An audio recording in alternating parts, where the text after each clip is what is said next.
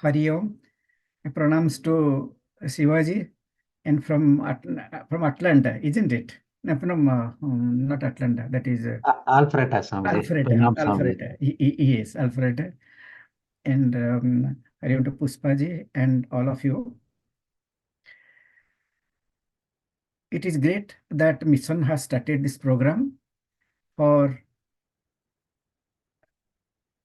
it is Vanaprastha. It is not for old age. It is for Vanaprastha. Vanaprastha is different from old age. Generally, you think that Vanaprastha means old age. No, it is not like that. Like we have got 4 stages of life. Our entire life is divided into 4 stages. One is the Brahmacharya, then second one is the Grihastha, Vanaprastha, and Sannyasa. All the rishis and munis, they have divided our entire life into these 4 categories. And every category has its own responsibility. What one has to do, what one should not do, the duties and responsibilities. In the Brahmacharya life, self-discipline and learning, these two are very important. Self-discipline and learning.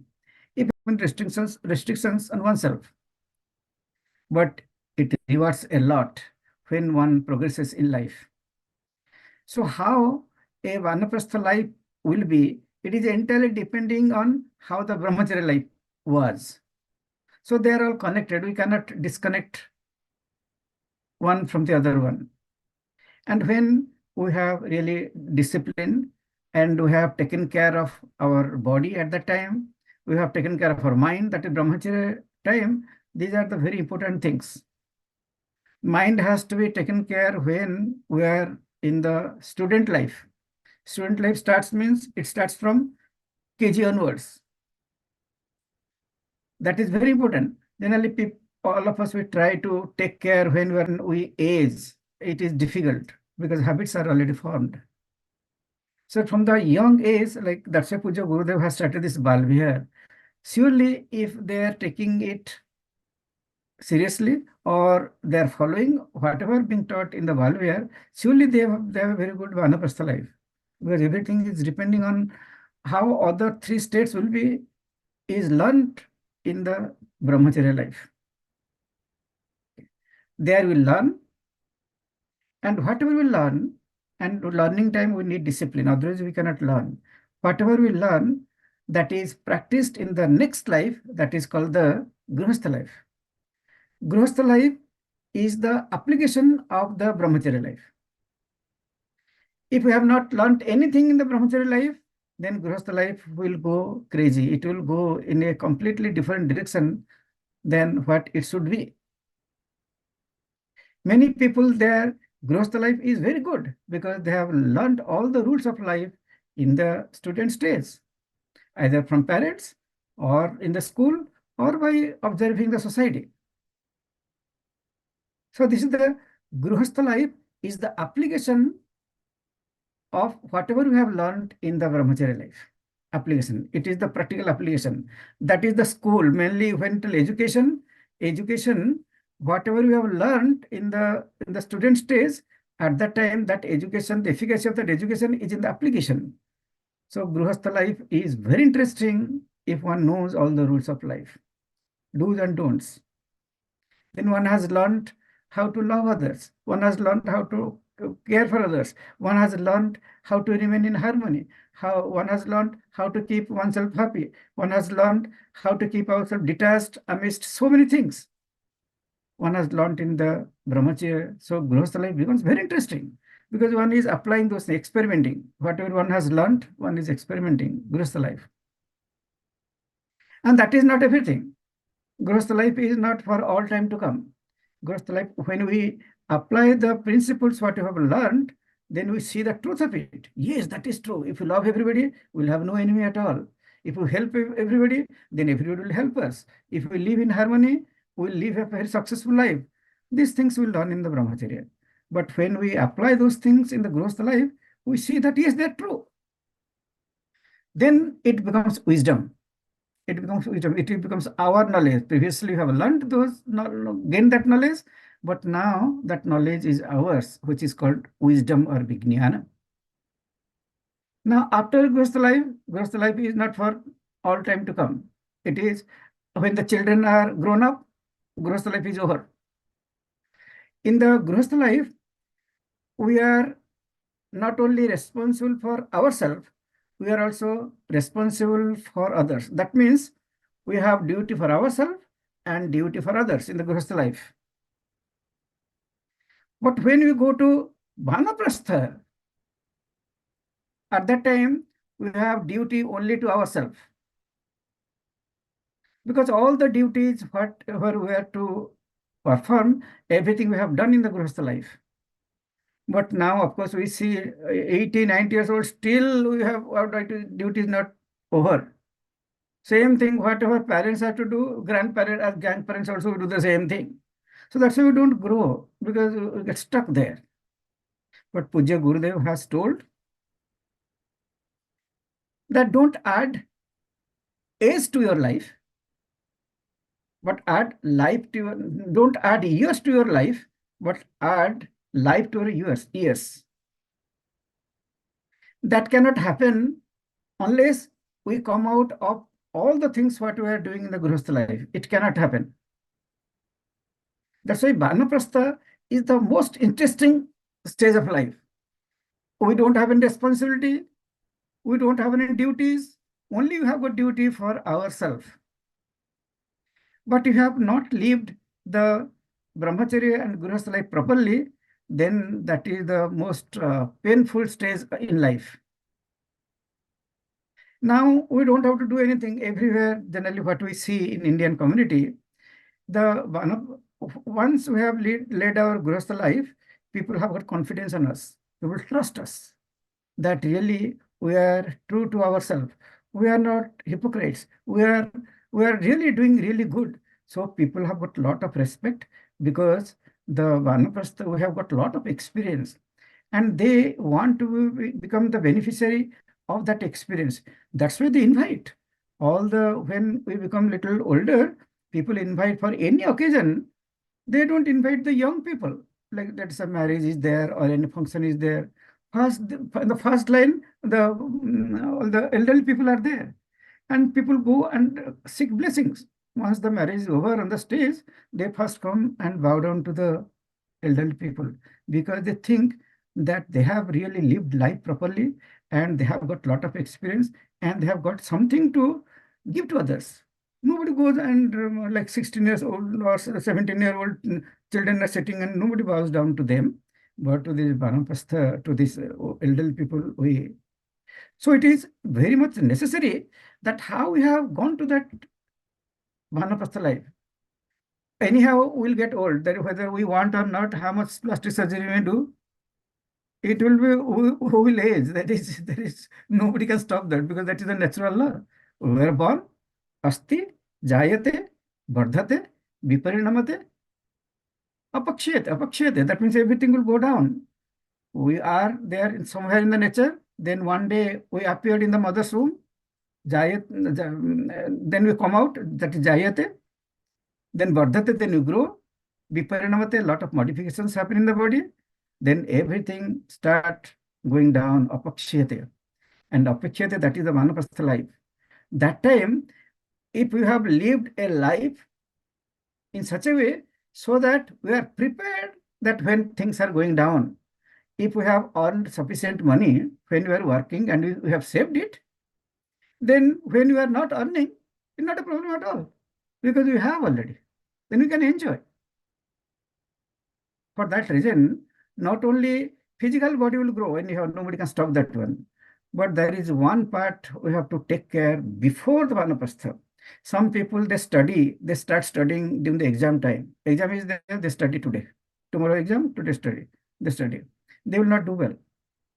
But who are studying the whole year, throughout the year, surely they do well. They not have to go through a lot of tensions and worries. What I will do in the exam because they have studied. So if we want our Vanaprastha life to be good, preparation has to start in the childhood state. as parents, generally what we do, we say, no, we are not getting old. Our child is a child is there, let him enjoy and everything, let him drink and let him eat meat and all the things, whatever the child is eating doesn't matter. But soon it catches, everything catches up. Okay, so we want to make fun and we have to enjoy life, but it catches up. And when really we have to enjoy, at that time we are completely gone. Vanaprastha life is the most interesting life. We cannot enjoy because when we are children, we have to study, we have to do a lot of things. When we come to Grihastha, a lot of responsibility. Other people come in life. But Vanaprastha, nobody is there in our life. We are alone. That's why we have a lot of time with ourselves. But we generally get bored. If we are getting bored when nobody is there, that means we are surely in the bad company. We are surely in bad company. And that bad company, that means we don't like ourselves at all. We have become a enemy to ourselves. We have become a miserable person for ourselves. No, Vanapasta is most interesting. That's why the brahmacharya and grihastha life, little japa and little loving others and caring for others and doing little meditation. These simple things. And it goes a long way to give us the joy of being a Vanaprasthi. And Puja Gurudev, we have seen Puja Gurudev, how much energy he had and how much he was jump like a deer, so much age, but never we have seen. And of course, he was taking a stick, but his energy was real. One cannot even imagine how much of energy. And if we see his eyes when he takes a bath and he will come in the morning, eyes are burning like so bright. Age has no influence on him at all. It was not. He had problem with the leg was one leg there was no he has no sense was not there. He was like a paralytic kind of thing, but nobody knows. And body will be sometimes he will have a lot of fever, but he will not know at all. That means body has no influence on him at all. So that we have to learn from the childhood days how to not only function in the body, but to function in such a way so that body will not become a problem when it ages. Rather, we can enjoy that stage too. We'll enjoy of course, the uh, brahmacharya life, then grihastha life, and also vanaprastha life. Then will become a great blessing for the family, for the community. So, what I want to really emphasize that we have to prepare ourselves. That time we have time. We can, if we prepare little, then our Vanapastha life will be the most interesting, and it will be a role model for others. Hari Om. Hari Om, Swamiji. Thank you so much. First of all, I just wanted to say welcome to everybody again. I'm so glad I see 45 people joined, which is wonderful, and a lot of people have signed up for this.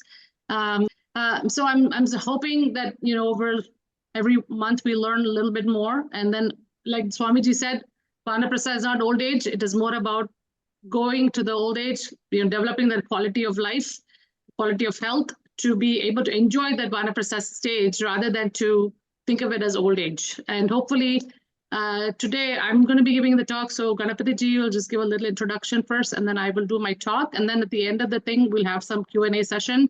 And then hopefully at the end, we'll have a little conversation with everybody who's joined. So you all can share some feedback and also give us some ideas about how to move forward in the next several months to come. Okay, I'll hand it over to Ganapati ji. Thank you, Pushpa ji. Thank you. Hari Om, everybody. It's my pleasure to introduce Pushpa ji Soundarajan. She is a registered dietitian nutritionist with over 30 years of experience. She is also an Ayurvedic practitioner, certified yoga teacher, speaker, and an author. She is a passionate speaker and has presented at several local and international conferences, podcasts, webinar to dietitians, and Facebook Live talks to dietitians in India on integrating Ayurveda with modern nutrition for holistic health. She believes in self-healing and educating the public on self-care, which led to creation of her YouTube channel, VPK Nutrition, Mind Body Healing with Pushpa or Jan. She has co-authored 2 books, a premiere on Ayurveda, a practical guide for dietitians and healthcare providers, and Ayurveda and Yoga, a path to health and healing, published on Amazon, and a chapter on Ayurveda in integrative nutrition textbook. She has an integrative virtual nutrition practice in Chicago, specializing in renal disease, digestive disorders, diabetes, weight management, Ayurvedic nutrition, lifestyle, and wellness. So it's our privilege, and also we are all happy that Pushpaji is here to give us her wisdom on health and Ayurveda form of taking care. Over to you, Pushpaji. Yeah, thank you so much, Ganapati for the introduction. I'm going to share my screen now. All right, thank you so much again for joining us today. And I'm going to be talking about holistic approach to healthy aging. I did a talk like this talk a couple of weeks ago about Ayurvedic approach to the Atlanta Center, but I have made a few changes based on the response I got. Again, this is a disclaimer to say that this is just a presentation for educational purposes, not a medical advice. But you will go home with a lot of stuff that I have to share, which will be useful for you.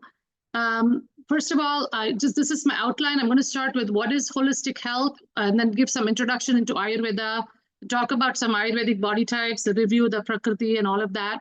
What are some of the important concepts in Ayurveda? I'll talk about what is old age or Vriddha Avastha described in Ayurveda, and also share about 8 practical suggestions for healthy aging in daily life.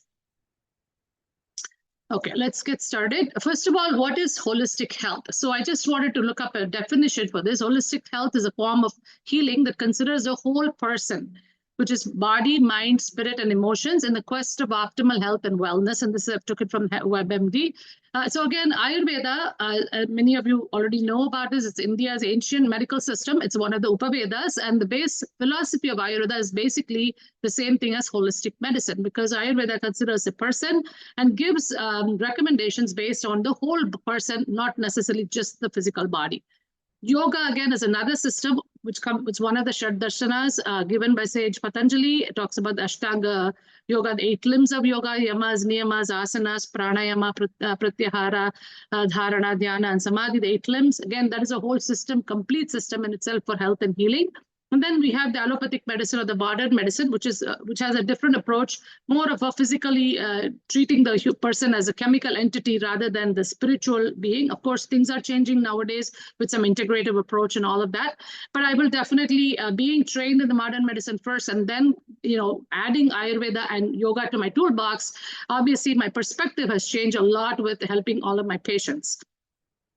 So let's start with Ayurveda. First of all, Ayurveda, the word, Sanskrit word, split into 2, Ayur and Veda. Ayur means life or longevity. Veda, of course, is science or knowledge. So it is the science or knowledge of longevity or life.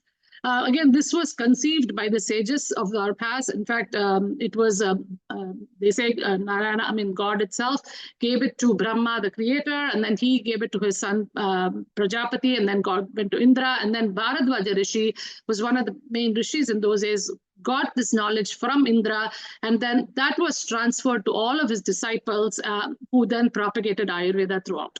So again, the word for health in Ayurveda is called swastha. So swa asti, basically saying establish in your pure self, and same as union of body, mind, and spirit, just what we say in yoga as well. So there are 2 goals to Ayurveda given. One is swasthasya swastha rakshanam, aturasya vikara prashamanam. Now, again, if you look at the 2 things, one is preserve the health of a healthy person and then cure the disease of the ill person. Now, in allopathic medicine, modern medicine, our focus is always on aturasya vikara prashamanam, curing the disease of the ill person. Nobody even thinks about going to a doctor or thinking about health unless they get some problem. But Ayurveda's main focus is always preserve the health of a healthy person. So it doesn't matter what age you are, where you are in your life, because at any point you want to make sure you keep yourself healthy, not just to keep yourself physically fit to do the work you have to do, but also feel happy and joyful. And that is a big part of it. A quality of life is so much more important than just the quantity. So it's not just longevity, but the quality of that life that you live. And then another very important concept, yatha pinde tata brahmande. Again, whatever you see in the individual is what you see in the brahmandam, the universe, and vice versa. Whatever is in the universe is within your body also. So we are made of the elements. We have that constant interaction with the universe. So we need to keep ourselves balanced with the universe in order to feel healthy as well. So there are 3 pillars of health described in Ayurveda. Number 1 is ahara. Ahara means, it comes the Sanskrit word, which means taking in, something that is taking inside. So which means what? Not just the food. We take in a lot more than just food. Through all of the senses, we take in things. So we are hearing things, we are seeing things. So everything that goes in through the senses and the mind is also considered as ahara. Although here I put diet there, but that is a big part of it. Then the second pillar of health is nidra, which is sleep. Again, modern medicine is also getting on board with that, the circadian rhythm and how sleep is so important for good health, mental and physical well-being.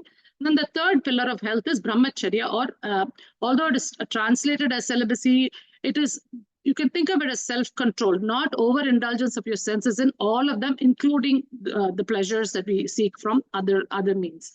So again, this is basically the 3 pillars, and I will kind of discuss a lot of this thing going forward. So first of all, let's talk about the Ayurvedic body types. Now, again, in modern medicine, we don't really, when they do the studies, they're not looking at the different body types and then, coming up with solutions.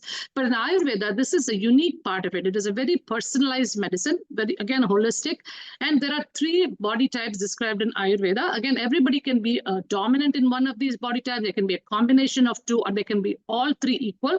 All 3 equal is very rare, but generally most people are usually dual dosha or one dosha.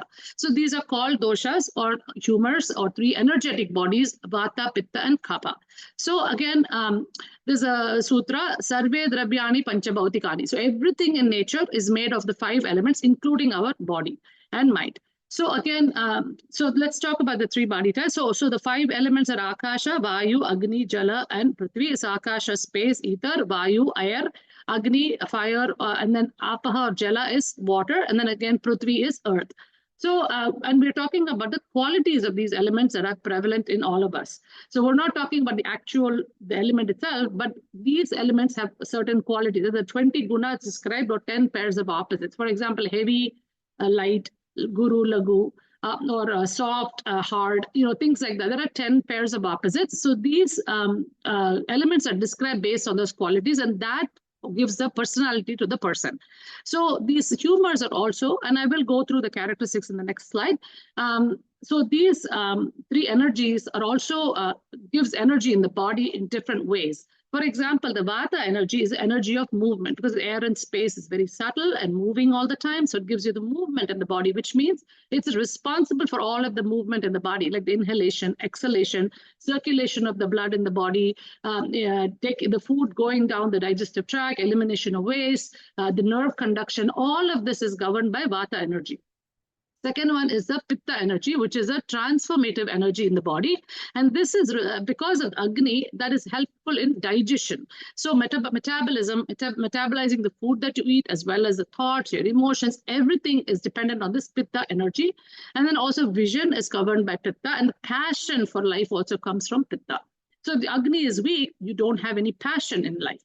And then the third one is, of course, kapha energy, which is Jala and Prithvi, very heavy elements. So naturally it gives stability to the body. It also gives binding in the body, water balance, lubrication, the joints, the lubrication, all of that is governed by kapha. And again, healing properties and cooling energy, all of these are part of kapha energy. So let's go on to the next one. So let's talk about very briefly, I'm just going to give you the description for the 3 body types. So the elements and their properties actually influence the body frame, the characteristics of a person, the sleep, digestion, and the response to stress. For example, a vata person, if you take it, because it is air and space dominant, they are very light, subtle, cool. All of those are some properties. So generally, the body frame is very thin. These are these skinny, lanky people with the long hands and legs. You have like a longish face, tiny little eyes. Again, because of the movement, they're always moving. They talk fast, walk fast, do everything fast. They just love to keep on moving. You see some of these people who are fidgeting all the time, that is typically vata. Again, vata imbalance can also lead to that. When it comes to personality, they're very enthusiastic, very creative, people, always happy and always like bubbling with so many ideas. But because they have the changeable nature, they always keep on changing. So even if they have a lot of ideas, they may not always execute them. And then they also keep changing their ideas. So they can change jobs, they change projects, they never finish a project that they start. They change relationships, friendships, constantly changing. This is their very nature. When it comes to sleep, very erratic sleep. So they'll just wake up at a drop of a hat. Oh yeah, and the memory also, they have very short-term memory. So you tell them something yesterday, they'll forget it today. So this is just the way they process things. But they can absorb things very quickly, but they also forget very quickly.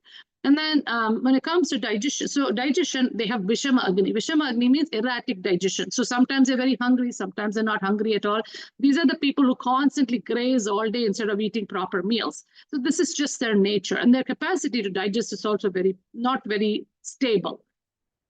Their response to stress, when they get stressed out or overwhelmed, they actually get very nervous, fearful, anxious. So these are all typical symptoms of a Vata person. Second one, Pitta dosha, is a combination of fire and water dominance. Remember, they all have all 5 elements. These are the elements that are dominant in the Pitta type. Now, the Pitta person is your typical type A that we talk about in the modern world. Their body frame is usually medium body frame, so they're more muscular. If you see them, medium frame. And then the colored eyes, the green, blue eyes, the colored hair, all of that color is related to Pitta energy. And then when it comes to personality, they're very driven, very aggressive. I mean, they're very intense about things that they like. They're very passionate. They can be very competitive. They're also very argumentative. They like to convince others about their point of view, and usually very hard to convince that, them with a different point of view. And again, they're also very organized. They like everything a certain way, and they're perfectionists. So other people are not that way. They get very upset, angry. They try to, get irritated with them.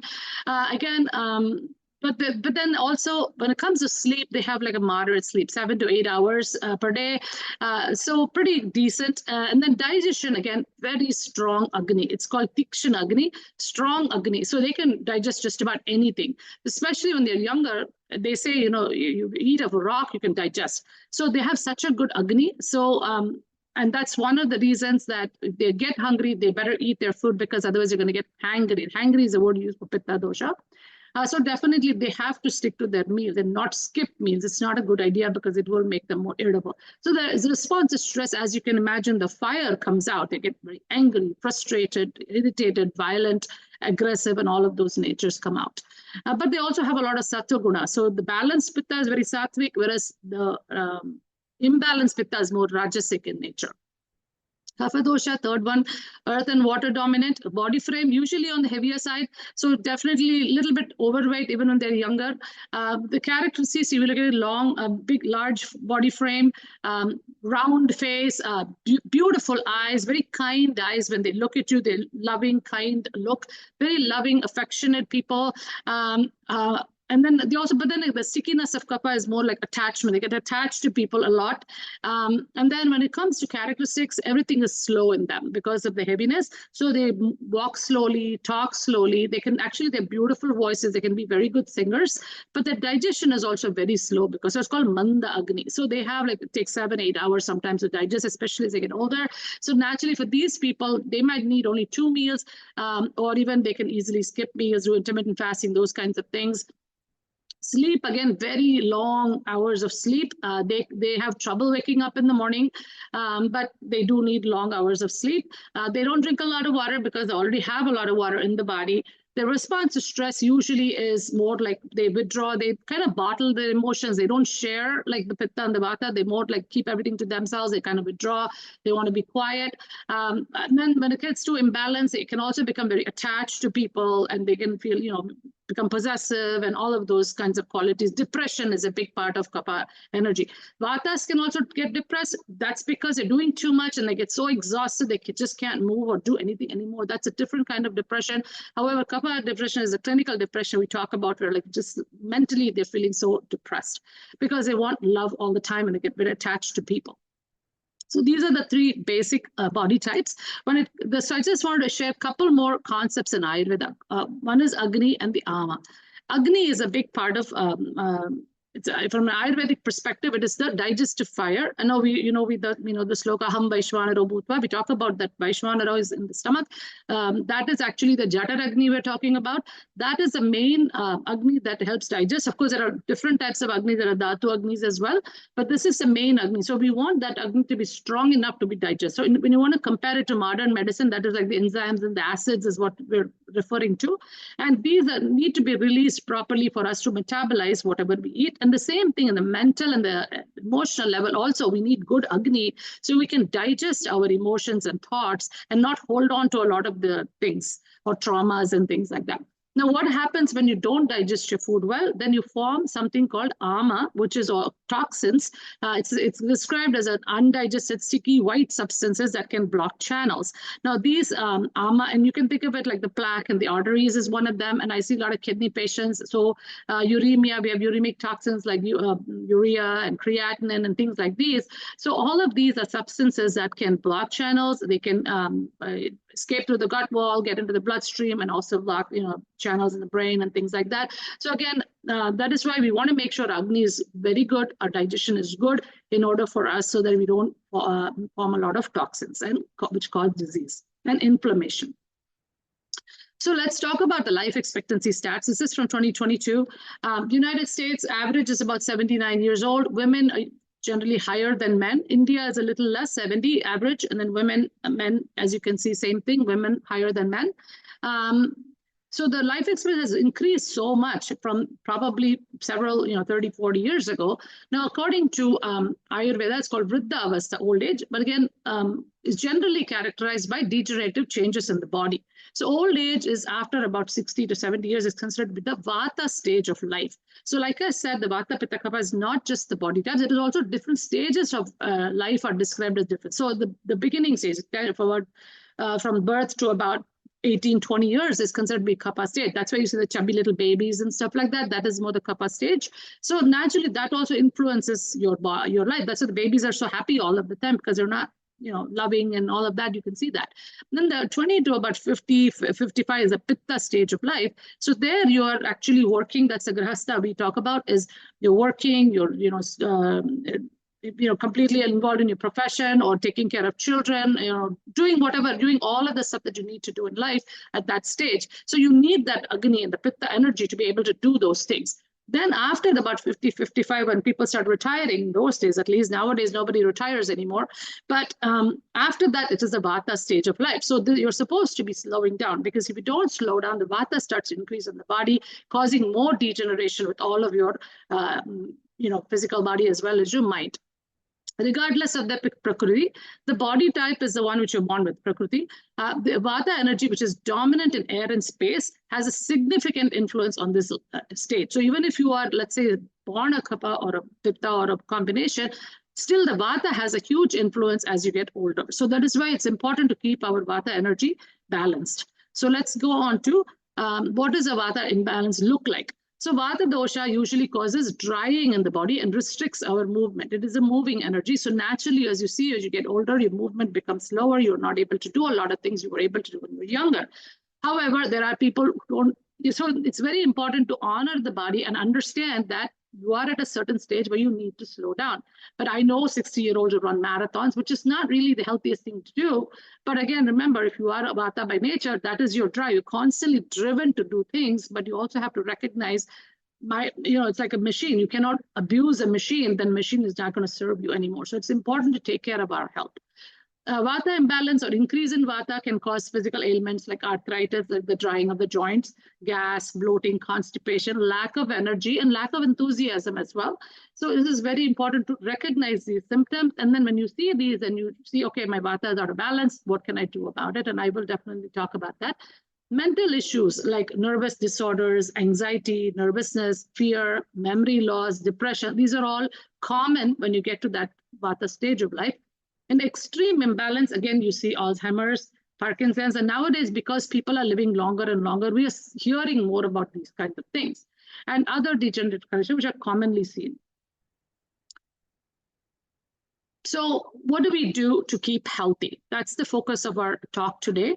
First is obviously focus on healthy eating. I think everybody knows that. But again, healthy eating is one aspect of it.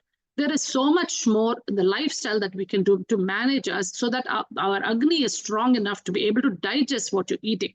So even if you don't eat the most healthy food or the most healthy food you eat, if you're not digesting it, then it doesn't really matter. So this is why we need to look at all of it, the holistic part of it. So lifestyle changes to improve energy levels. That is one thing. As you get older, you lose energy. So you want to increase energy again is prana vata, right? The prana we get is because of that. So we need to improve that. Stress management, big part of our lifestyle, modern lifestyle is stress, constant stress. Again, get a good night's sleep. Again, circadian rhythm. Modern medicine is catching up with this concept of circadian rhythm. In fact, if you stay up too late, they say the melanin pigment goes down. There are a lot of studies to show that. So naturally, you want to get to bed at a certain time. And then activity, how much activity to do is very important. Then take care of emotional health. Again, deal with loneliness. Loneliness is a big part of old age. Maybe not for us at Chinmaya Mission, but there are a lot of people who do, and I do see a lot of those patients. So first, let's talk about the daily routine. Now, Dinacharya is a big part of Ayurveda, right from when you're born. So the discipline in life, the activities, your food, meal times, everything should be done at a certain times of the day. So the day, this is a dosha clock. The day is also split up into 4-hour segments. Each of them is described by a dosha, Vata, Pitta, Kapha, and it kind of goes in a cycle. So the morning time, 6 a.m. to 10 a.m. is a Kapha time. So when you're in the Kapha time, the energy is very slow. It's sluggish energy. That's why we take a while to get started. Again, if you can do exercise during this time, especially if you're a Kapha person and having trouble moving, then that's a good time to get your exercise done. And then eat a light breakfast. Again, because Kapha is very heavy, sweet foods are very heavy. So you don't want to eat too much sweet. You want to make sure you have more spices in your food, spicy food, because that will actually rev up the metabolism. And what do people here eat here? They eat muffins and, bagels and all of these sweet stuff, donuts, things like that, right? So it's not the healthiest thing to have in the morning. And 10 a.m. to 2 p.m. is the Pitta time. Again, this is when this fire, optimal digestion takes place. The fire is burning. Around noon, the sun is up, is when our Agni is also strong. So this is the time to eat our largest meal of the day. And the modern lifestyle, people work through the day, they forget to eat, and then they get so angry, or at 3, 4 o'clock they eat junk, or sometimes they come home and eat a huge meal. So it's kind of like we're doing the reverse. So 2 to 6 is the Vata time. So that is Vata time is a time for clarity, the movement. So do some activity, doing your work for the day. The productive part of your day is during that 2 to 6 the afternoon. And then 6 to 10 again is Kapha time. Kapha time again slows down. So you've got to slow down and eat a light dinner like a soup or something very light and warm, because Kapha energy is cold. So you want to make sure you eat something hot. And then of course, 3 hours before bedtime, you don't want to eat anything. And then time to relax with the family, wind down. You can even say prayers, chanting, things like that. And then 10 to 2 night again is Pitta time. So this is a time when the metabolism is taking place. So whatever you've eaten, whatever you've taken in your mind, emotions, everything is getting digested. So you want to make sure you get to bed by 10 o'clock, the latest by 11. A lot of us stay up late. People stay up late watching TV or looking at their phones or whatever they're doing. So really, if you're not getting to sleep by midnight, then you're going to have that hunger for some snacks. That midnight snack they go out for is because of that Pitta energy. So you want to make sure you're sleeping by that time so that you digest everything that you eat, and not just the food, but also, and they've also shown gut microbiome also works better when you follow the circadian rhythm. Again, 2 to 6 a.m. is Vata time. You're sleeping, and then the Brahma Muhurtam comes in that, 1 hour, 1.5 hours before sunrise is when you're supposed to wake up, and you can do meditation, you can do chanting, you can, if you're studying something, you can spend time studying, doing whatever something that is productive. That's the perfect time for that. And this is how the cycle goes. So the first number one thing, whether you take away anything else from this, is think about the Dinacharya and the meal times and when to do the activities and those kinds of things. Next one is the food. Now, again, guidelines for a healthy diet. I'm giving you an integrative approach in the next 3 slides. The first one, I'm just going to go through some of this guidelines from an Ayurvedic perspective and modern perspective. First one, we want to eat food that is fresh, warm, moist, and soothing. So again, definitely avoid raw, cold foods, because these things will increase Vata. So like increases like. in Ayurveda. So Vata is cold and dry in general because of the air and space elements dominance. So naturally, if we eat more cold and raw foods, it's going to increase Vata, and then it'll cause digestive problems, gas, bloating, constipation. A lot of people think, oh, salad is so healthy. I'm eating all these greens, and especially the American salad, we're putting so much lettuce and putting all these different vegetables and eating it cold. You think it's very healthy, but really not, because over a period of time, it does cause gas and bloating and constipation and digestive issues. So if you really like salad, and I have patients who tell me they love salad, I say, okay, at least just warm it up a little bit, saute it, put some spices in there and eat it that way. Don't eat it cold. Again, fresh cooked food, always preferable. And then limit dry foods like nuts and fried foods, which will be very drying for the body. So remember, like increases like. Now, nuts, I know people say nuts are healthy. Yes, they are healthy. And choose some healthy nuts like almonds and walnuts and pecans and things. But again, dry roast them with a little bit of chaat masala, or, or you can even cook them a little bit, or soak them, put some spices. Eat it that way rather than eating them really dry nuts. Avoid wrong combinations of food that cause indigestion. Now, this is a very unique concept in Ayurveda. It is called Vriddahara. So basically, combining fruits with dairy is not, it causes a lot of indigestion and causes digestive issues. Agni will shut down. So, and think about what we do in the modern thing, mix smoothies, fruits, yogurt, fruits, milk, and put all kinds of stuff in there, and then drink this whole thing. People think it's healthy. Fruits by themselves are healthy. Dairy by itself is healthy. But you put them together, you're causing problem for yourself, causing indigestion. And this has become very popular in the modern science. Unfortunately, people don't pay attention to what it does to them. And I have been guilty of that myself. Before I started studying Ayurveda, I used to take parfait, and I thought I was eating really healthy, but I used to feel heavy and bloated and never understood why, because I thought I was being healthy.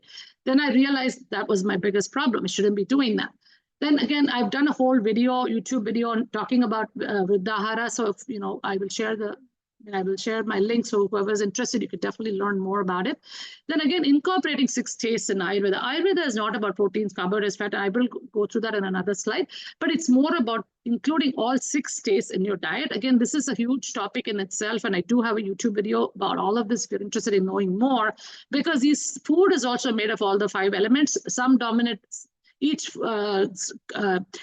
taste is dominant in 2 elements. So you always take the opposite of what your body type or what you're trying to balance. So for Vata, you will try to balance.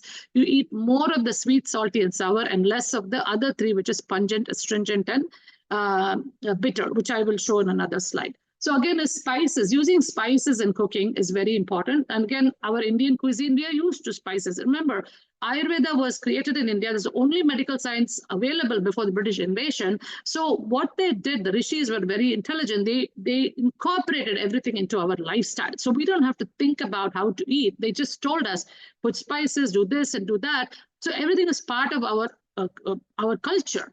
So we were doing that. So we're still using the spices. However, these red chilies and green chilies were brought to us by the Mughal invasion, which is not a healthy part for us. It actually causes a lot of burning. It's very sharp. So definitely, especially if you're Vata, you do not want to eat those sharp spices, but other spices. Black pepper is actually better substitute for chilies and all of that. And of course, coriander, cumin, fennel, turmeric, all of those, ginger, all of those are some good options, which we use anyway. Again, avoid ultra-processed foods, canned foods, frozen foods. All of them have a lot of additives, and it's really not good for your digestion. So make sure you choose more whole foods, fruits, vegetables, and nutritively strengthening foods. And then have frequent regular meals if your digestive capacity. Usually, I said Vatas are grazers. They're not able to eat big meals. And as you get older, you notice you're not able to eat a lot of food. Then maybe eat 3 or 4 frequent meals rather than eating. Again, eat during the daytime, not at nighttime, during the daytime. And then eat smaller meals, but make it a very nutritionally sound food, whatever you're eating. Then avoid too much fasting or dieting. No, fasting is not a good idea. Like I said, intermittent fasting is great if you're a kapha person. If your digestion is very slow, you can definitely skip your one meal and go to the next meal when you're actually hungry and eat your food, but not on a regular basis, constantly fasting and going this yo-yo dieting. People see one thing, they do one thing, and then next they hear something else, they want to do that. So don't do this yo-yo dieting. Follow the dinacharya and eat a healthy meal. Atmosphere of eating is very important. Again, mindful eating, sit down, enjoy your meal, see what you're eating, because just part of the digestion takes place when you start putting food in your mouth. Just your eyes looking at it, you start salivating, right? So that is all important. Again, if you're feeling very angry, mad, sad, whatever, negative emotions, then you want to ground yourself, maybe drink some water, take a walk, listen to music, something that will take your mind off. You always start with a prayer, because again, prayer will kind of make your mind a little calmer, and this way you digest your food a little bit better. So these are some guidelines. The next thing is, this is something I added because last time when I did the talk, everybody was asking me about protein, and I thought maybe let me address this. People are always confused about how much protein should I be eating. People have these notion that if you're older, you need more protein. That is not true. RDA recommendation for protein is 0.8 grams per kilogram body weight, and that is for a 70-kilogram person, like 56 grams. It's very easy to achieve that, because so it's not a problem. Of course, there are studies which show 1 and 1.2 is better, but really we need a lot more studies to prove that. And in fact, as you get older, your kidney function also starts to go down a little bit. And I see a lot of kidney patients, I end up telling them to cut it down to 0.6 grams. That is a recommendation for them when the kidney function is gone. So you don't want to overindulge on protein. But if you get the normal amount, 0.8 grams per kilogram body weight, you're totally fine. And plant-based protein gives you just as much, and there's no issue. And of course, complete protein comes from combining certain foods like rice and dal is a good combination, because rice is lacking one of the amino acids. So when you put the dal, you get the complete protein. Of course, dairy has complete protein as well, so there is no issue at all. And then the table there shows you the amount of fiber. Now, fiber is a very important part of our diet. We do need that. And like I said, elderly, a lot of people go through constipation. Fiber in general is good for the gut microbiome as well. And we say, 90% gut microbiome controls our body, not us. So naturally, we want to make sure we have enough healthy gut in order to digest our foods. So here, like for example, I have given you, so 51 to 70, 21 grams is all you need for women. Men is a little higher, and then 71 and above about the same. Food sources, again, dry kidney beans, black beans, rajma, chickpeas, all of these things are good. Almonds, again, sparingly, 0.3 cups is like about 20 almonds, I would say. Quinoa, again, cooked, gives you good protein as well as fiber. Broccoli, all the vegetables will give you a lot of fiber. Again, cook your vegetables. Apple and banana also have fiber. However, apple and banana can be constipating. So you want to make sure the banana is really ripe when you're eating it. And also apple, put some chaat masala, or you can warm it up a little bit, cinnamon. Those are ways to eat apple as well. Now, again, this is only for people who have a problem with constipation. If you don't have an issue, then, eat it the way you are. So these are some things to think about. Last one, healthy eating of older adults. Again, my plate recommendation is what the generally recommendation we give are in medicine. So the thing, the picture you see on the left side, actually, I created a handout for the Indians and Nutrition and Dietetics for part of our member interest group for our academy. They told me to create this handout, 2 pages long. I had to jump through so many hoops to get this passed, because they had problem with my picture. They said you have to put fruits in there as part of it. And Ayurveda says don't eat fruits with your meal. But anyway, kind of had to go with it. This is because they insisted. Same thing with the dairy is part of that as well. And we don't really drink milk. Indians generally don't. So finally, I had to kind of tweak it a little bit and say, okay, we'll put buttermilk and yogurt, because that's something we do eat. And then, of course, fruits, I did add it in there, but then I also kind of put a little clause in there saying fruit should be eaten as a snack in between meals, not with the meal. So kind of goes with the Ayurvedic thing. So sometimes you have to work with other organizations, because the academy still believes in a lot of things that are not necessarily what Ayurveda advocates. So again, vegetables. So I always say my patients, half the plate vegetables, quarter plate starch, quarter plate protein. This is the way your meal should look like for lunch. Ayurvedic healthy plate is usually like all 6 tastes in your meal. In Tamil, we say arusuvai unavu, which means 6 tastes. It's the shad rasa. So when you say taste, we're talking about sweet, sour, salty, bitter, pungent, and astringent. Astringent is really not a taste. It is more like a property. So something that would absorb water, like for example, chickpeas, they absorb water, right? So those are considered astringent. That picture of the food is something that I made. So I just want to give you an example of what this looks like. So I have a little bit of quinoa. I don't eat a lot of rice, but that's quinoa. And then the potatoes. Those two are considered like sweet taste. Then I have the bitter gourd with dal in it. So dal is the protein. Bitter gourd is a bitter taste. Then I have green beans, which gives fiber. And then I have a little bit of a tamarind, like a sambar, but it's not really with dal in it, but it has eggplant. So that's also bitter, and also has tamarind, which is sour taste. So all taste in that 6th thing. And then instead of the dairy, we don't drink milk, I have like a takaram. Now, takaram is like a chas or a buttermilk. You basically take 3/4 cups of yogurt. I'm sorry, one quarter cup of yogurt, 3/4 cups of water, beat it up with some hing and some ginger, some cumin, coriander leaves, whatever, and beat it up and pinch of salt. And then you can drink that with your meal, because if you have problem with digestion, yogurt is very heavy and cannot be digested. So it's better to go with something like this. You can have your meal, maybe even wait for half an hour and then have your buttermilk later on. Fruits, again, should be eaten in between meals. If you feel like eating fruit before lunch, maybe half an hour before, you can eat that, and that will actually start the digestive process. Again, herbal teas are some things that you can think about. You can make different kinds of herbal tea, ginger, lemon, ginger tea, cumin, coriander, fennel tea, things like that. So the third thing is oil massage. Abhyanga, it's also called self-oil massage. Basically, daily, Ayurveda recommends do some oil massage.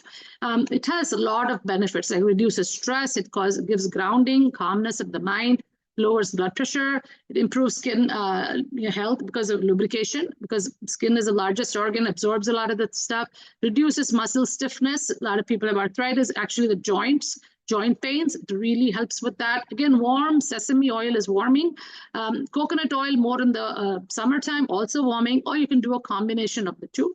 It increases energy and alertness because it calms down the vata and also delays age-related changes. And I remember growing up as a child, also we had to do an oil bath every week. Every week we had to take an oil bath, and I hated it, but then that was part of our routine. Like I said, Ayurveda was part of our system. We just came away from that because we moved away from all of those things. But I do it now. Even if you can't do a whole oil massage all day, what you can do is take some warm oil, just put it on your hands and legs and the long bones, spread it around like you're putting lotion.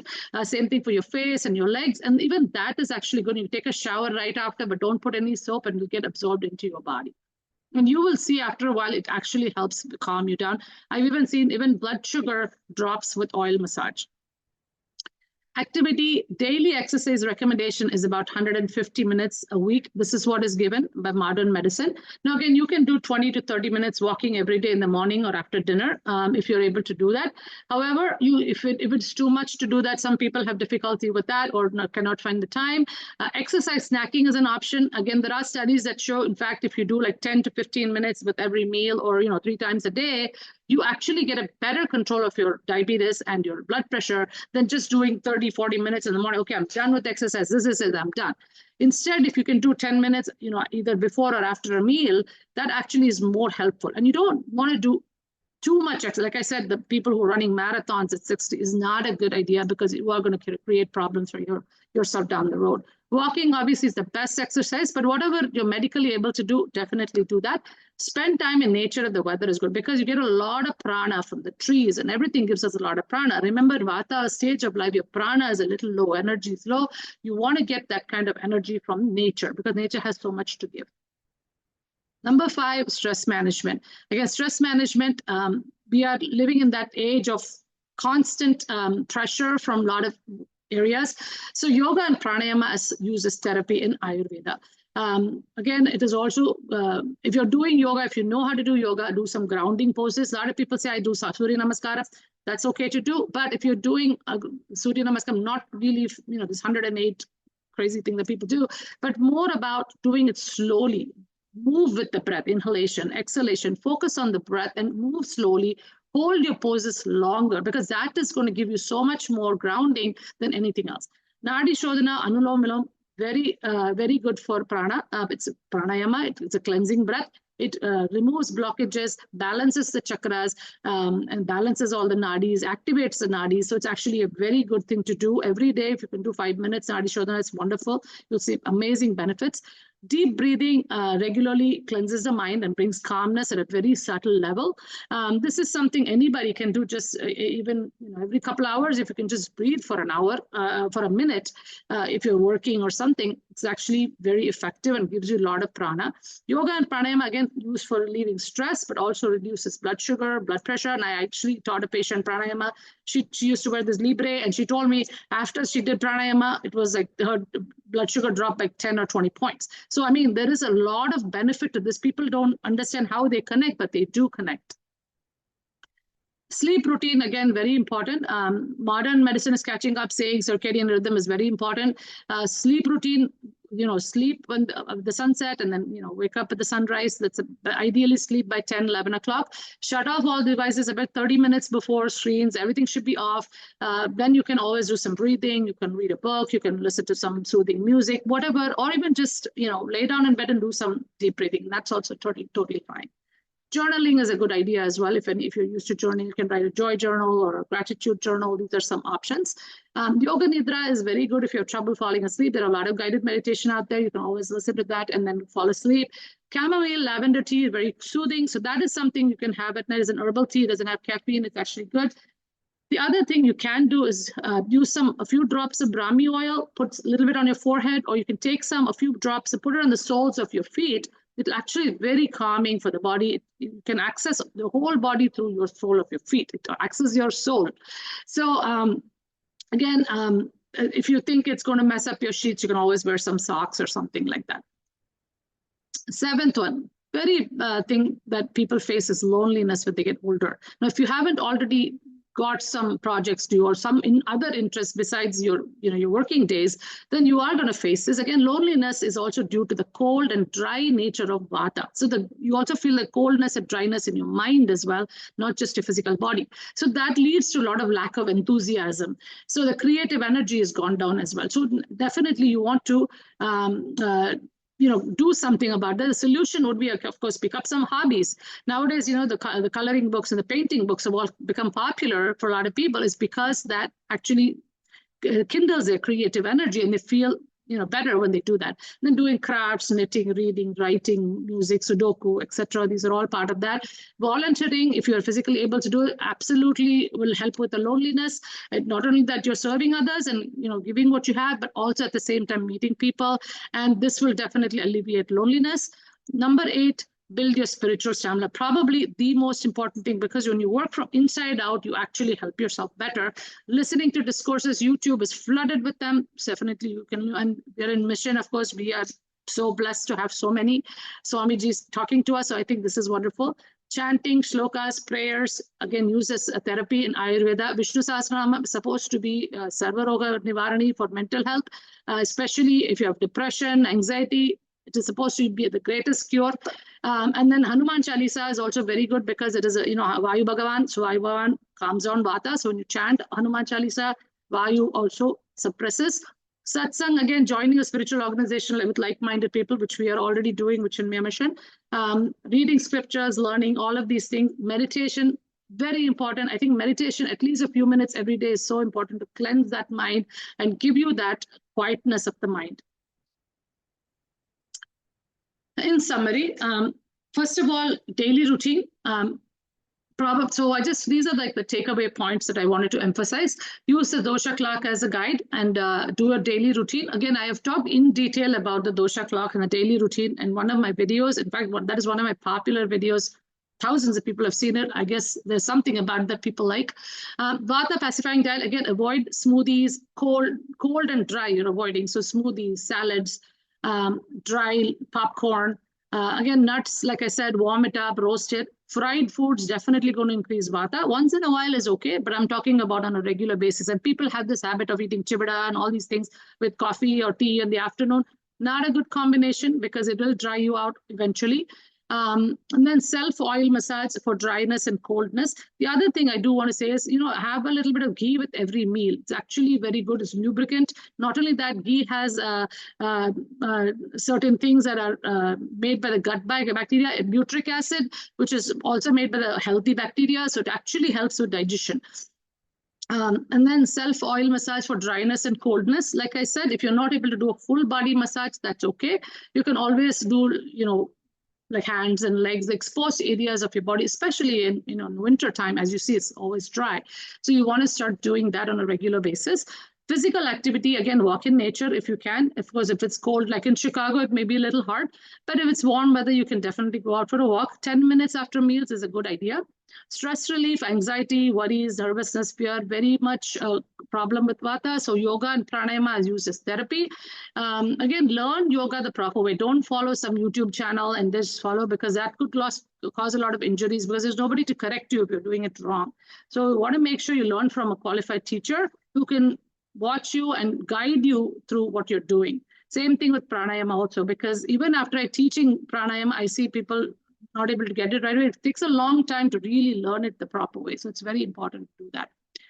Get a good night's sleep. Adopt a sound sleep routine. Like I mentioned before, get to bed by 10, 11, and then shut off screens for at least 30 minutes before, and kind of have that downtime before you go to bed. Loneliness, huge problem as you get older. Maybe not in your 50s and 60s, but definitely 70s and 80s, people start to feel that due to the dry and cold emotions and lack of enthusiasm. Creative energy is also a little down, so get a hobby or volunteer. Again, build your spiritual stamina, probably the most important thing. Again, it is not easy. Most people, because if you're already in the mission, you're already inclined in that direction, you will definitely go towards that. But think about all of those people who are not there. You might have family and friends who are not into that. Then definitely these other things are going to be as important as this to even get to this. So the last sutra I wanted to leave you with is dharma, artha, kama, mokshanam, arogyam, moolam uttamam. So even to achieve the 4 purusharthas, dharma, artha, kama, and moksha, even think about moksha, arogyam, health is the most important. So unless you maintain your physical, mental, emotional health and spiritual health, you're not even going to think about moksha. And of course, or be able to do your dharma, or to satisfy your desires, or amass that artha. So that's basically my talk for the day. I hope I didn't run through too fast. I do have a tendency to talk fast. But we will try to, I do have a recording. Hopefully we'll post it on YouTube. Maybe if you have any questions, you can always do that. But I will definitely open it up to questions now. Okay, and I just want to say, so this is my YouTube channel, but I will share it later on with everybody. If anybody wants to, you can subscribe. You can watch a lot of, I have over 100 videos. I've talked about a lot of these concepts, but all shorter videos, a little easier to understand. And I have talked in detail about Vata pacifying diet as well. So let me stop my screen.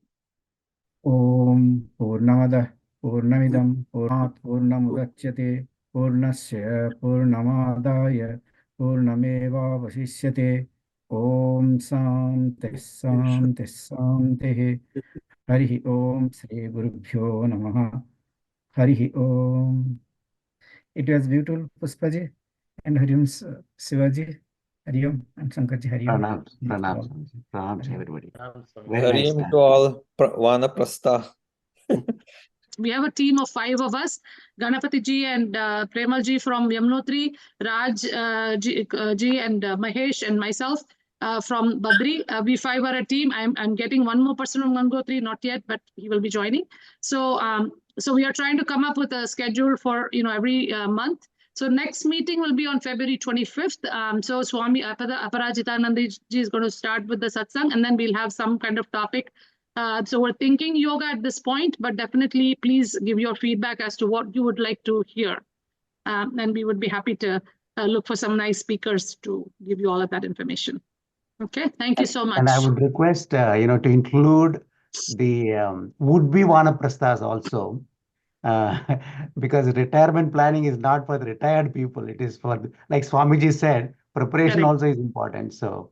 Correct. That's why we made it 50, but then I definitely 40s can also join. Yeah.